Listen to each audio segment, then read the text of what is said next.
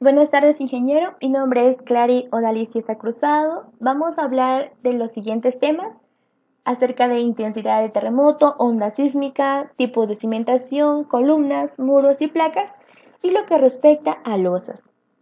Los integrantes son los siguientes: Avellaneda Hernández Darlín, Castro Sutaya Jaira Lisbeth, Cita Cruzado Clary Odaliz, Chucky Pulvalqui Lucy, Silva Olivares Beinever, Cristina Villegas Wagner.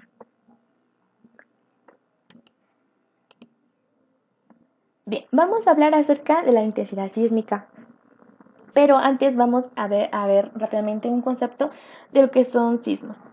Bien, se considera sismo a los temblores o terremotos que se presentan como vientos vibratorios, ya sea rápidos, violentos, en la superficie terrestre, provocados tal vez por perturbaciones en el interior de la Tierra.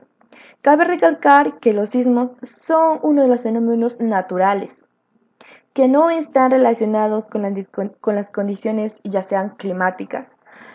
Su magnitud destructora puede ser capaz de provocar un gran daño en un breve lapso. Por eso es que muchas edificaciones a veces se han venido abajo en instantes breves.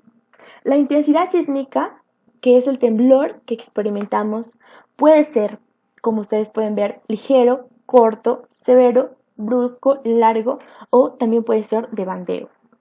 Estos pueden ocasionar muchas, tal vez, infraestructuras venidas abajo o también muchas partes del mundo se han perdido muchas vidas a consecuencia de esto o tal vez de las malas construcciones, ¿no? Que no se han tenido en cuenta en su diseño.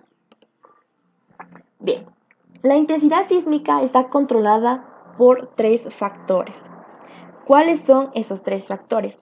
Uno de ellos es la magnitud. Aquí nos debemos hacer la siguiente pregunta.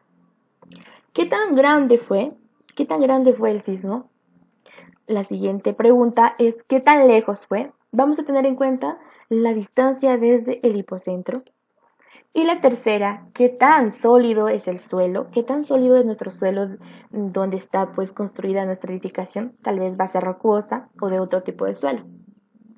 Bien, vamos a ver primero cuáles son las diferencias entre magnitud e intensidad. Para resumir, tenemos que la magnitud es utilizada para cuantificar, para cuantificar el tamaño de los sismos, pero la intensidad es una descripción cualitativa de los efectos de los sismos. A ver, ¿cuál interviene? ¿Qué interviene aquí? Lo que son las personas, el factor económico, etc. La magnitud de un sismo, al ser medida es objetiva. Si ocurre, por ejemplo, en una ruptura en una ciudad X, la magnitud es la misma, si se calcula entre otros puntos. En cambio, la intensidad, por el contrario, es subjetiva. El sismo en la ciudad X no se siente de la misma forma ni tiene los mismos efectos en la zona de ruptura en otras partes. Entonces va a influenciar mucho donde nos encontremos, la intensidad. Veamos el siguiente ejemplo práctico. Aquí tenemos una bombilla. Esta bombilla va a representar la ubicación de la Tierra llamado hipocentro, donde comienza el terremoto en sí. La magnitud o el tamaño de un terremoto es como el batiaje de una bombilla, así como el batiaje representa la cantidad de energía de la bombilla. La magnitud está relacionada con la cantidad, como ya les había mencionado antes, total de energía liberada por la fuente del terremoto. Cabe recalcar que el terremoto tiene una sola magnitud, pero producirá diferentes intensidades en diferentes ubicaciones, como ya dijimos, como se muestra en esta imagen, que es los check maps. Bien, a ver. Los check maps desarrollados por el Servicio Geológico de los Estados Unidos de Norteamérica produce el mapa de intensidades microsísmicas y aceleraciones para un terremoto fuerte, el cual se construye a partir de información telesísmica y remota obtenida originalmente en la red sísmica norteamericana y posteriormente en la red sísmica mundial. Pero tenemos que ver de dónde provienen los check maps, cuál es su historia de los check maps. Después del terremoto de magnitud 7.8 en San Francisco, en 1986, un mapa de intensidad fue creado. ¿A partir de qué? De los informes de los residentes de California. Aquí los colores numerados representan la escala de intensidad modificada, lo cual refleja los efectos de un terremoto. Por ejemplo, en la zona 5 se notaron temblores moderados, por ejemplo, y también en la zona 8 y 9, personas, caballos y ganado perdieron su balance. Entonces, estos factores se toman en cuenta para clasificar los colores para poner el número de zona, ¿no? Ahora, veamos la siguiente situación. Dos situaciones para comparar. Aquí recordemos que los terremotos ocurren en la Tierra y no en la superficie de la Tierra. Entonces, tenemos dos casos. El primero, pero estos casos tienen la misma magnitud de 7.5, 7.5, ¿no? Claro que en diferentes zonas. La profundidad de uno de ellos es 212 kilómetros, del otro 23 kilómetros. Pero miren las consecuencias. Se perdieron 399 vidas. En cambio, en la de 22 kilómetros se perdieron 87.000 vidas.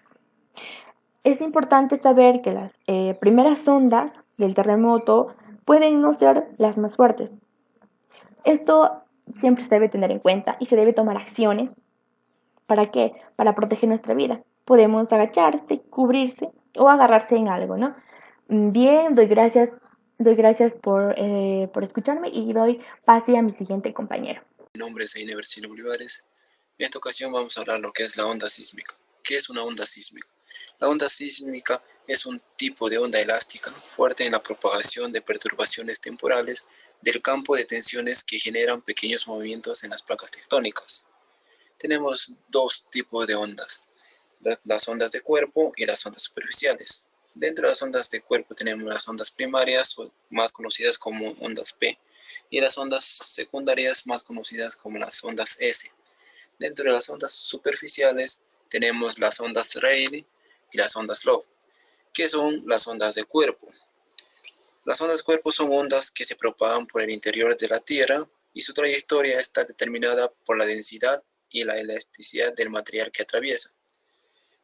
Sin embargo, las ondas superficiales son ondas que se propagan por la superficie de la Tierra, ya que requieren una superficie libre para su propagación. Estas ondas son las que causan mayores daños a las construcciones.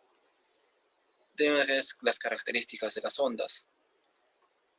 La posición más alta de una onda se le llama cresta. A la posición más baja se le llama valle. La distancia o la longitud que existe de cresta a cresta o de valle a valle se le llama longitud de onda. A la altura que existe del eje de la onda a la cresta o al valle se le llama amplitud. Cuando mayor es la amplitud, mayor es la energía liberada. Y cuando mayor energía libera, mayores daños causan las construcciones. También tenemos lo que es sismógrafo. ¿Qué es un sismógrafo? Son instrumentos que miden el movimiento de la Tierra generada por un sismo. El registro obtenido de un sismógrafo se le llama sismograma. Las ondas P o las ondas primarias son las ondas que primero detecta el sismógrafo. Su velocidad de propagación es de 7 a 12 km por segundo, dependiendo de la densidad del medio que utilizan. Las ondas secundarias o las ondas S, su velocidad de propagación es de 4 a 7 km por segundo. Tienen mayor amplitud que las ondas P o las ondas primarias. Las ondas superficiales, su velocidad de diseño es de 2 km por segundo. Dentro de las ondas de cuerpo tenemos las ondas primarias. Cuando estas ondas se desplazan, mueven el material hacia adelante y hacia atrás, haciendo que la roca o material se comprima o expanda sucesivamente, y se propagan por todo tipo de material. Dentro de las ondas de cuerpo también tenemos las ondas secundarias. Las ondas secundarias son ondas transversales que se propagan produciendo movimientos perpendiculares a la dirección que se propaga la onda sísmica. Se propagan solo en material sólido. Como podemos notar en la figura, es la dirección de que se propaga la onda. También Las ondas sísmicas cuando viajan por diferentes capas experimentan cambios de dirección. Cuando, cuando la onda ingresa a la otra capa y se aleja, se le llama refracción. Cuando la onda ingresa y rebota, ahí se le llama reflexión. Dentro de las ondas superficiales tenemos las ondas Rayleigh. Son ondas con velocidad muy bajas. Se propagan en forma de una ola. Son el tipo de onda más destructivo. También tenemos lo que es las ondas Love. Son ondas que se mueven de lado a lado, perpendicularmente a la dirección de la propagación de la onda sísmica. También tenemos, por ejemplo, las ondas.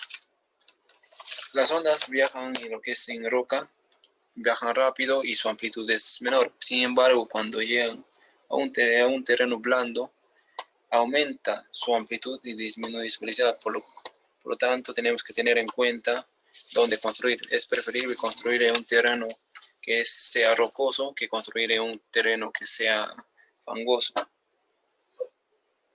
Como conclusión tenemos lo siguiente.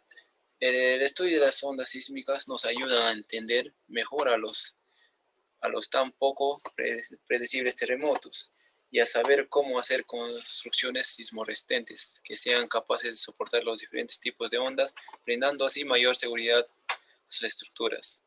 Bueno, esto sería todo con respecto a lo que es las ondas sísmicas. Mi nombre es Lucy Chuquipul y voy a continuar con la exposición sobre tipos de cimentación. En primer lugar, ¿qué es cimentación? Cimentación son elementos estructurales que tienen como función principal transmitir las cargas y los momentos de una edificación hacia el suelo, de tal manera que la presión transmitida sea menor a la que el suelo pueda resistir. Propósito: ser suficientemente fuerte para no romper por fuerza cortante, resistir esfuerzos de flexión que produce el terreno, por lo cual se dispone de armaduras en la cara inferior, adaptarse a posibles movimientos de terreno por eventos sísmicos, resistir las agresiones del terreno, del agua y la presión si existieran. Tipo de cimentación. Antes de elegir el tipo de cimentación, depende mucho del estudio de mecánica de suelos, donde se determina la capacidad deportante. Tenemos dos tipos de cimentación, superficiales y profundas. Las superficiales son más utilizadas ya que son más económicas y es más simple de ejecutar. Las profundas son más costosas y se utilizan cuando tenemos problemas con la capacidad portante y la homogeneidad del mismo. Las cimentaciones superficiales son aquellas cimentaciones que son apoyadas en las capas superficiales o poco profundas del suelo, debido a que estas tienen suficientemente capacidad portante o se trata de construcciones de poca importancia o son relativamente livianas. Tenemos diferentes tipos de cimentaciones superficiales, como se muestra en la imagen. Cimentaciones ciclópeas, zapatas aisladas, corridas y combinadas, y las losas de cimentación. ¿Qué es la cimentación ciclópeos?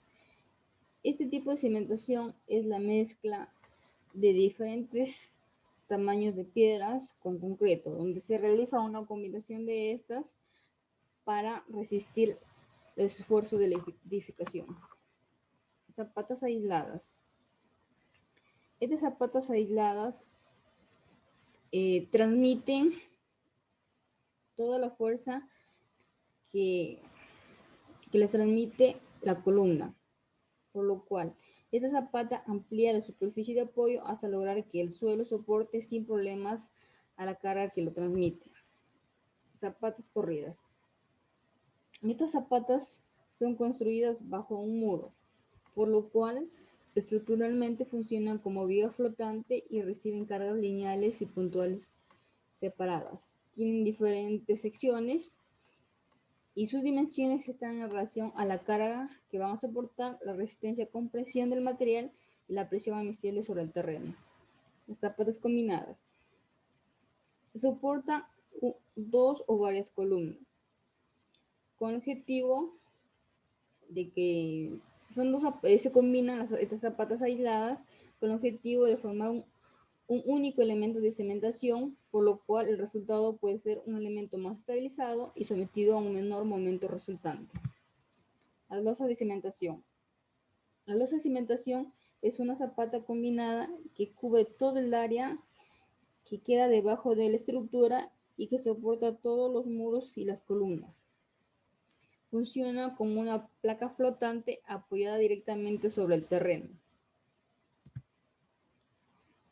Cimentaciones profundas. Estas cimentaciones mayormente se basan en el esfuerzo cortante entre el terreno y la cimentación para soportar las cargas aplicadas, o más exactamente en la fricción vertical entre las cimentaciones y el terreno, por lo cual deben ubicarse más profundamente para poder distribuir sobre una gran área un esfuerzo suficiente para soportar la carga. Esto se utiliza cuando tenemos suelos con poquísima capacidad portante y tenemos un alto nivel freático.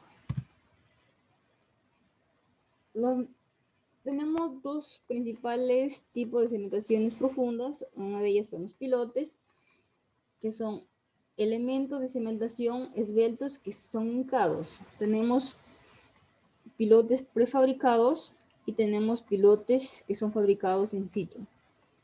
Las pantallas. Las pantallas son muros verticales profundos que soportan las presiones del terreno, por lo tanto son necesarios anclar en el muro del terreno. Tenemos dos tipos de pantallas, las isostáticas y las hiperestáticas.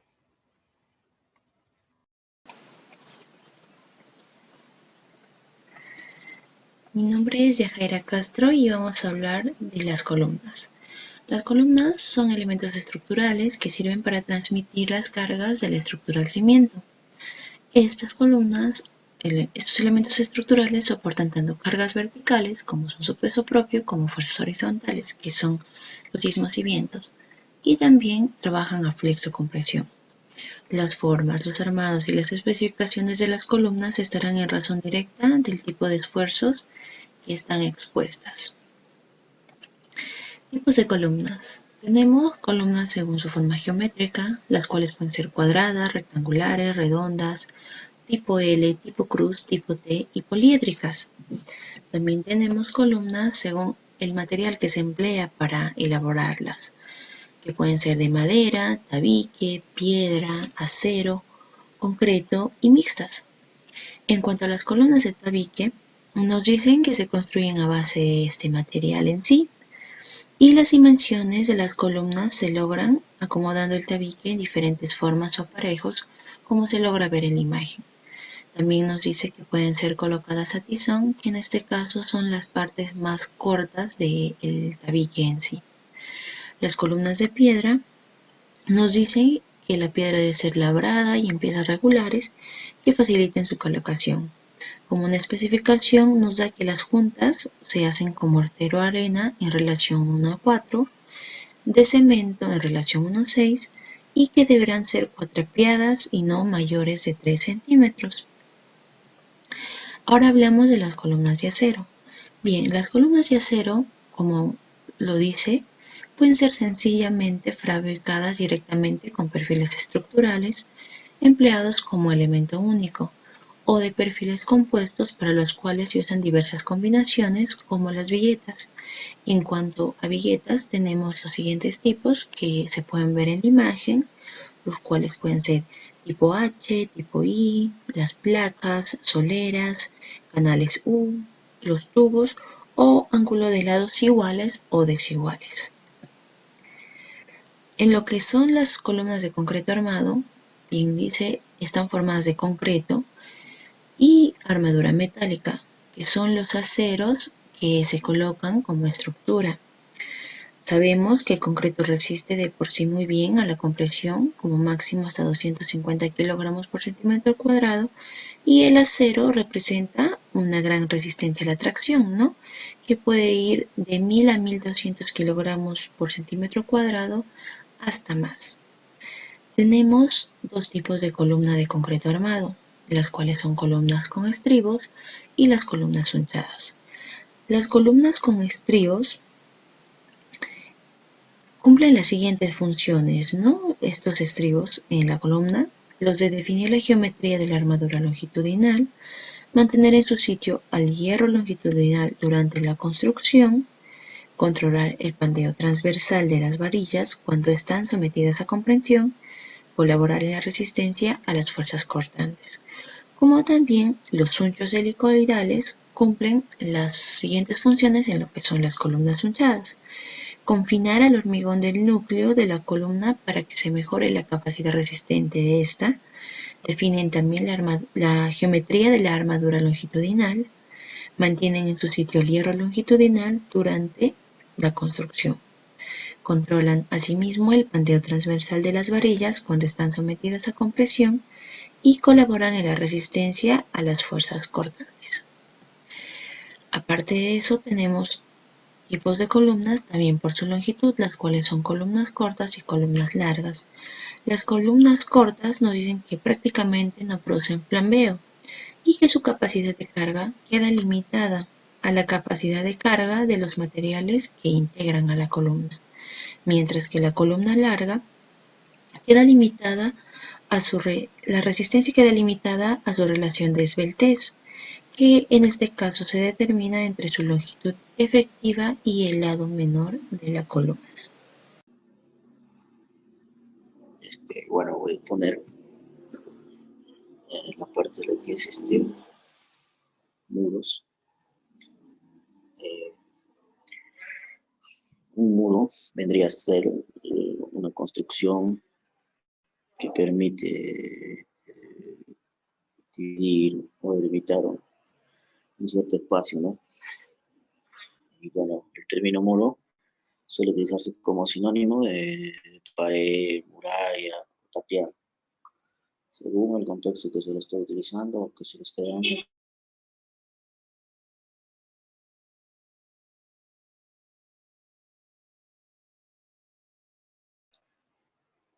Tenemos muros de contención, muros de soporte de carga, muros de mampostería. Muros de contención vendrían a ser barreras ubicadas al borde de los ríos, pedregales, montañas erosionadas, que su función principal sería contener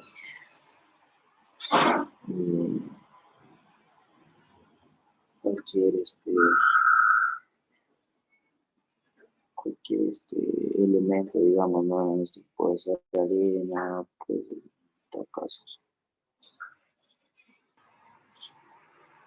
Bueno, estamos hablando sobre la principal función, ¿no? Que vendría a ser contener quizás un desprendimiento, algunas estructuras naturales, zonas habitadas por el hombre, cosas así, ¿no? Esto a su vez puede ser elaborado de diferentes materiales y va a estar en función a lo que van a contener. Muros de soporte de carga. Bueno, estos están diseñados por su forma para soportar el peso de elementos constructivos colocados por encima de ellos. De modo que la carga estructural se disperse desde el centro del muro hacia la zona externa. Y esto para que la edificación conserve su vida útil y no existe ningún tipo de alcance, ningún tipo de rajadura y todo eso. Muros de mampostería divisorios. Pues estos son considerados como paredes, ¿no?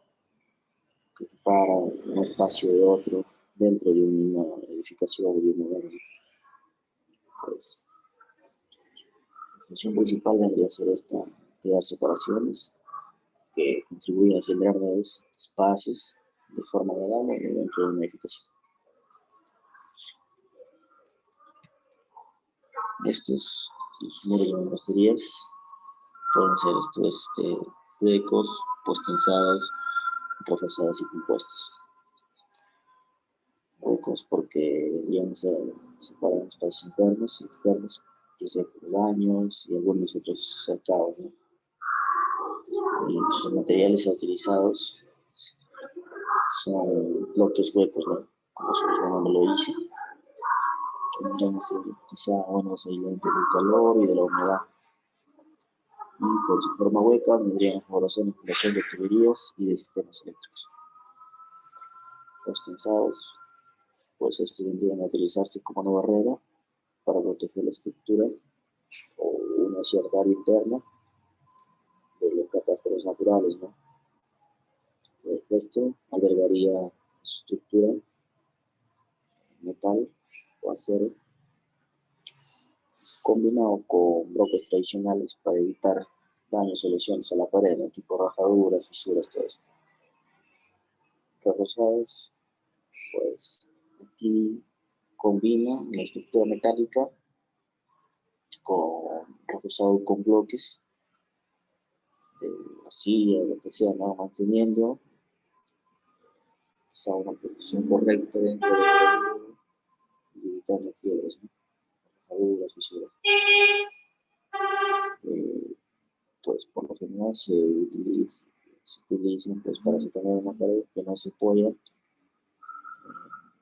en un muro. Entonces, hay una medida sobre que bueno, ¿no? Estas sociedades también pueden soportar a solo losas, digamos, de peso ligero, porque no contienen una estructura metálica adecuada, quizá, ¿no? Y por eso no pueden resistir mayores cargas. Los compuestos, pues, bueno, combinarían al menos de dos materiales de fabricación de mampostería pues, para crear un muro de fuerza capaz de proteger el sistema de la pared. Mi nombre es Wagner Tuisimo Villegas. Losas son elementos estructurales de concreto armado o de materiales prefabricados, de sección transversal rectangular llena o con huecos, de poco espesor y abarcan una superficie considerable del piso. Entre los tipos de losas lo podemos encontrar diferenciadas por su colocación en la construcción, por sus apoyos, por su forma de armar, por el proceso constructivo. Pueden ser macizas, planas, nervadas, reticuladas, prefabricadas. Por su sistema constructivo, las losas macizas son aquellas fabricadas de concreto armado que cubren tableros rectangulares o cuadrados cuyos bordes descansan sobre vigas o muros.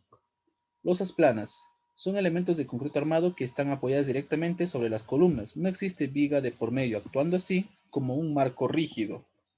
A este tipo de losas se les coloca un capitel o ábaco donde la losa se apoya sobre la columna y este no debe de exceder de 1/6 de la longitud de la luz entre columnas.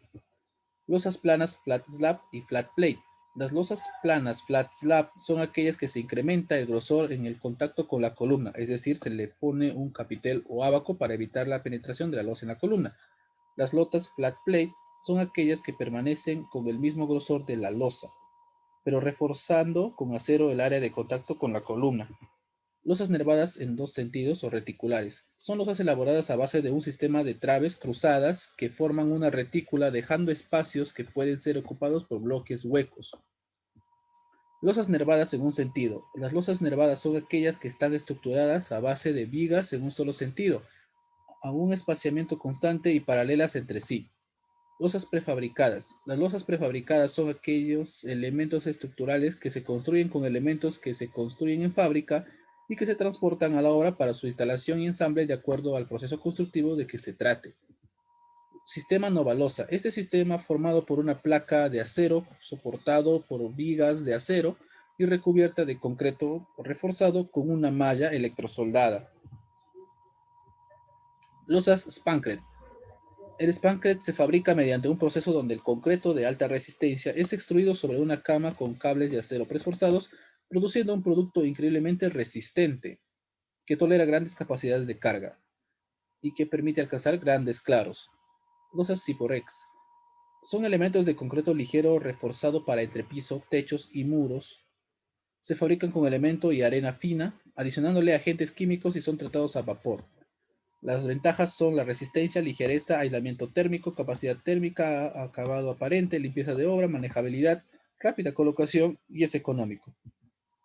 Vigueta y bovedilla. Sistema constructivo prefabricado a base de estructurar un entramado con viguetas precoladas con anterioridad, colocadas a cierta distancia igual entre sí, para cubrir el claro entre estas con la bovedilla. Cada uno de los sistemas mencionados presentan ventajas y desventajas. Con los sistemas convencionales, estas ventajas son su capacidad de liberar un claro mayor, peraltes menores, reducción de mano de obra, bajo costo, rapidez y limpieza de ejecución. Algunos de los factores que se pueden considerar como desventajas son los siguientes. Se requiere equipo especializado para transportarlo al sitio de la obra. Se requiere de equipo especializado para su montaje.